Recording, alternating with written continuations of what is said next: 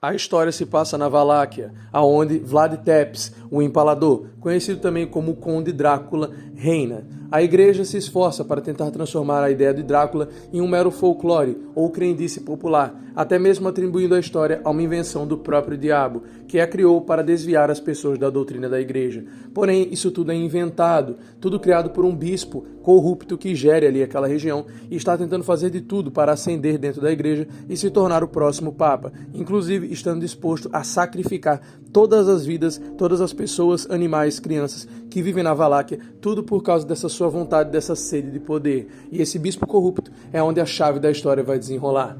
Conde Drácula, Vlad Tepes, está um pouco escondido nos últimos tempos, cansado do mundo humano, vivendo recluso em seu castelo, onde continua estudando alquimia e outras ciências. Dentro de seu castelo, então, ele recebe um chamado na porta, algo que realmente é raro, visto que Drácula não está acostumado a receber visitantes. Geralmente as pessoas que aparecem ali são caçadores tentando tentar a sua sorte para conseguir uma recompensa, derrotando o rei dos vampiros. E como vocês sabem, nenhum caçador consegue ou conseguiu até aquele momento derrotar Conde Drácula. Ao abrir a porta, ele vê que é uma visitante inesperada, uma bela mulher, que na verdade não é uma simples mulher. Além da beleza de corpo, ela também tem uma beleza de alma. Ela verdadeiramente entendeu o que significa se doar pelo outro, e ela dedica sua vida a estudar a ciência, as artes mágicas e místicas, a fim de conseguir descobrir curas para doenças. E ela cura ali as pessoas que moram próximo dela, tanto com ervas medicinais quanto com métodos como, por exemplo, a acupuntura e quiropraxia, que eram desconhecidos na época, mas que ela estava conseguindo desenvolver e descobrir ali sozinha, na base do estudo e da vivência.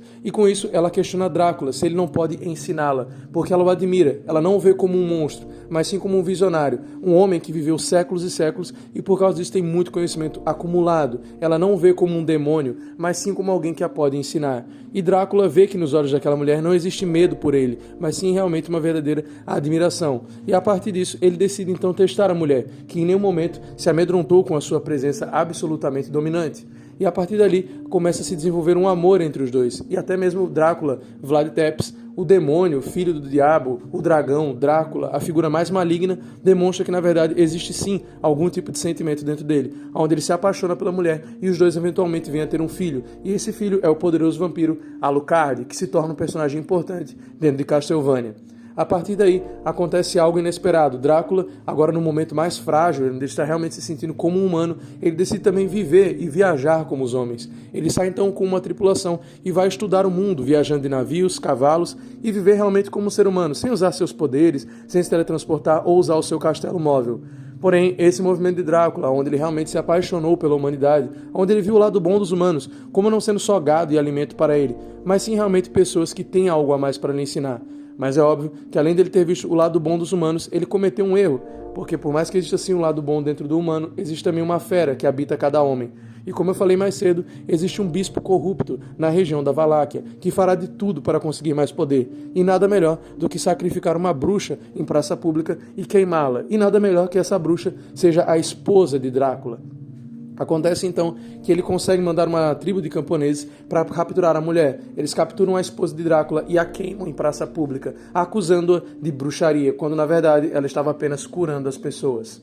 Eles queimam a mulher em praça pública e fazem tudo isso sem que Drácula saiba. Drácula então retorna de sua viagem e não encontra sua mulher. Ele encontra uma mulher que é amiga dela, uma senhora de idade que também foi curada pelos esforços de sua esposa. E ela conta para ele, ela fala: "Senhor, você é o marido dela, não é? A sua esposa ela era tão boa, mas a igreja a capturou e eles vão queimá-la em praça pública." Drácula então chora sangue, em fúria, ódio e obviamente em tristeza, por ter perdido a única coisa que amou, sua esposa. Ele conta então para a mulher o seguinte, ele fala: "Pegue as pessoas que você ama e suma da Valáquia.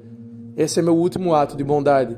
E ele se manifesta em forma de fogo, o fogo que queimou o corpo de sua esposa, na frente de todo o credo da igreja e também da população, que se ajoelham perante ele e começam a rezar a Deus por proteção. O bispo então chama ele de apenas um folclore, de um mito, dizendo que ele é o próprio Satã querendo enganar as pessoas. Drácula se enfurece ao ser chamado de Satã e diz que ele é Drácula, Vlad Tepes, o Empalador, e que ele vai povoar a Valáquia com o seu exército da noite. Ele vai invocar os seres malignos e povoar a Valáquia com eles, para que eles consumam toda a vida humana e também animal, cobrindo Valáquia de sangue, transformando tudo em um mar vermelho. E o bispo então desafia ele, diz que isso nunca vai acontecer. Drácula então diz: "Eu lhe darei 1 ano, e eu quero ver qual é a sua fé." E ele desaparece. O bispo, obviamente, não fala nada com o Papa e eles seguem ali como se nada tivesse acontecido. Eles levam ali como se fosse só folclore mesmo. Então o Drácula fala, eu lhes dei 1 ano e ainda assim vocês me desafiaram. E ele vai lá e lança seu exército de criaturas da noite. As criaturas da noite devoram as pessoas, matam o Papa, matam vários padres e aquele bispo corrupto fica dentro da igreja. Vendo ali que o seu plano não deu tão certo, porque o Drácula não era uma mera invenção. É aí que entra o clã Belmont. O clã Belmont, desde o século XI, caça vampiros e enfrenta as criaturas da noite. Às vezes ao lado da igreja e às vezes agindo sem o apoio dela. Quando ela opcionalmente, escolhe não ligar para as criaturas da noite, tentando negar a sua existência. Então muitas vezes o clã Belmont tem que trabalhar sozinho. É aqui que vai entrar o Belmont dessa história. Toda vez é Trevor. Trevor Belmont é um brigão, beberrão e um homem que está simplesmente ali cansado dessa vida de caçador de vampiro, cansado da igreja, e ele passa os seus dias bebendo e brigando nos bares, muitas vezes apanhando porque ele já está no nível de embriaguez que não permite que ele consiga lutar lá muito bem, E por conta disso ele acaba ali se tornando meio que chacota e piada, e alguns até dizem que ele é uma vergonha, para o clã Belmont. E é nesse contexto que o Trevor Belmont vai acabar indo encontrar com o Alucard, o filho do Drácula, e os dois se unirão para enfrentar, o rei dos vampiros. E em meio a isso também vão conhecer a maga Saifa, que vai ajudar eles nessa jornada. Os três então partem para enfrentar as criaturas da noite e enfrentar o todo-poderoso Drácula Vlad Tepes. Ao enfrentar o rei dos demônios, os reis dos vampiros, é demonstrado que ele realmente é muito poderoso. Porém, Drácula está em um estado enfraquecido, ele não está com seu poder máximo. Por alguns motivos. Ele não está consumindo tanto sangue quanto antes, ele está frustrado e no fundo, ele também quer morrer, porque ele não quer viver num mundo sem, a sua esposa. Eu sei que algumas pessoas criticaram a Netflix nesse ponto, porque deixaram esse Drácula mais romantizado, como é o Drácula de Bram Stoker, Esse Drácula mais romântico, diferente do Drácula que é literalmente um mal encarnado nos jogos de Castlevania. Porém, essa visão é sim muito interessante e demonstra um lado diferente do vampiro, um lado mais humano, digamos assim, para mostrar que Drácula também não é simplesmente um demônio encarnado, mas que ele tem uma profundidade dentro de si. E por conta disso, Drácula está mais fraco, mas ainda assim ele é implacável quando enfrentado pelo grupo de caçadores. Mesmo a junção de Alucard, o filho do vampiro, um híbrido de humano e vampiro, Trevor Belmont, o poderoso caçador do clã Belmont, e Saifa, mesmo assim eles têm muita dificuldade, mas no final conseguem vencê-lo quando Drácula chega ao quarto de seu filho. Ele está espancando o garoto, quase matando Alucard. Então, ao olhar e ver o berço, ver os brinquedos, ver tudo que ele e sua esposa construíram juntos para acomodar o seu filho, ele fala em um tom de tristeza, em lágrimas, ele diz, eu estou matando o nosso menino. E com isso, Drácula se emociona e acaba enfraquecendo ali, em frente a eles, e Alucard, Saifa e Trevor conseguem matar o rei vampiro, pelo menos por enquanto, já que a morte de Drácula nunca é algo em definitivo. Seu coração é empalado e o seu corpo se desfaz. Alucard, Saifa e Trevor saem vitoriosos dessa batalha. Porém, essa é uma batalha que está apenas começando, já que as criaturas da noite, obviamente, não vão ficar tranquilas com seu mestre sendo derrotado. E o resto dos vampiros do mundo, agora que viu o mais poderoso cair, vão vir como hienas, querendo ali usar a carniça de Drácula para poder se tornar os novos. Eles vêm como abutres na segunda temporada para ver quem vai virar o sucessor de Drácula, quem vai ser o novo rei dos vampiros. E bom, por aqui eu vou encerrando este vídeo, que foi um resumo da primeira temporada de Castlevania da Netflix. Essa série que é polêmica, mas também que foi um sucesso de audiência e que eu gostei muito, pelo menos até o ponto que eu assisti até agora. E a cada vídeo aqui eu vou estar trazendo resumos das novas temporadas. E eu quero saber de vocês.